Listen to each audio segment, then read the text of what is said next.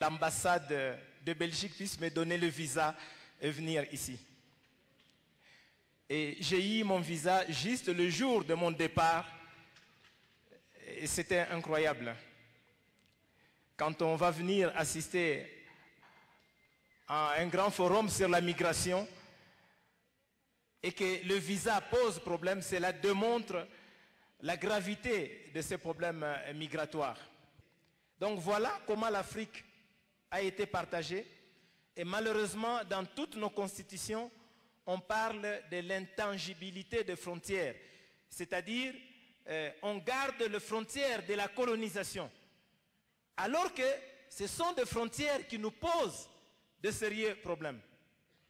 Donc voilà cet aspect colonial qui fait qu'aujourd'hui, nous subissons cette pression migratoire occidentale, s'il faut le dire, alors que nous n'avons rien à voir, notre diversité, notre culture n'a rien à voir avec ces frontières telles qu'on les a tracées, comme si on coupait un morceau de gâteau. Non, les Africains, ils sont pauvres. Les Africains, ils sont malheureux. Les Africains, ils vont tous les jours en Europe. Mais on ne pose pas la question, pourquoi les Africains partent? Pourquoi les Africains partent? Non, les Africains, il faut les retourner chez eux. Il faut les chasser de l'Europe. Ils sont sans papier. Bon, moi personnellement, je suis d'accord qu'on chasse les Africains de l'Europe. Je suis d'accord.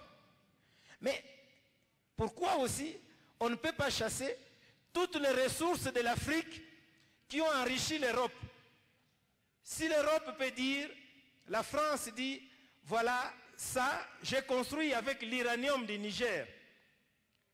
La France dit, par exemple, ça, j'ai construit avec les cafés et les cacao qui est venu de la Côte d'Ivoire.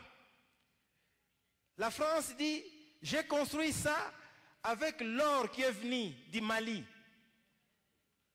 J'ai construit ceci avec le pétrole qui est venu du Soudan, de l'Angola ou du Congo-Brazzaville. Alors la France décide, ou l'Union européenne dit, bon, voilà mes chers Africains, je vous remets toute votre richesse. Mais qu'on fasse ça, si on est juste, qu'on fasse cela.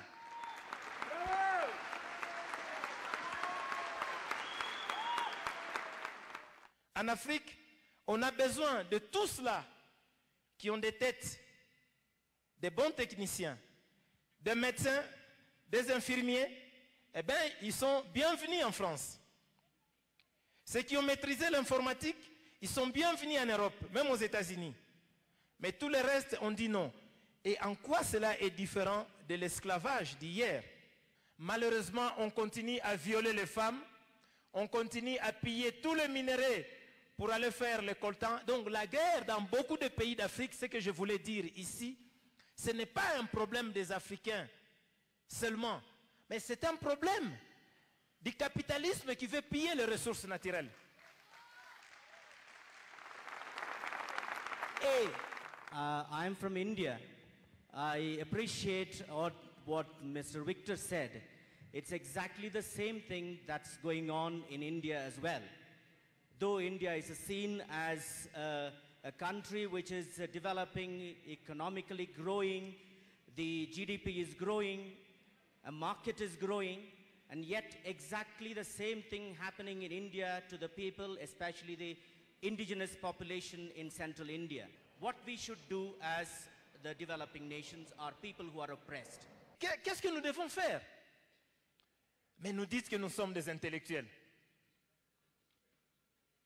Et chez nous, au Congo même, on appelle les personnes docteurs, ingénieurs, maîtres, techniciens.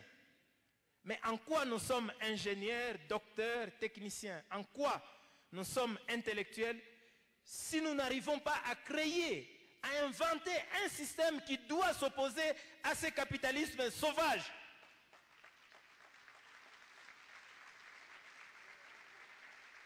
Voilà le travail que nous devons faire. Ça fait des larmes aux yeux quand on en parle. Mais passons à l'action. On a fait beaucoup de discours. Est-ce qu'on continuera à faire des discours sans action.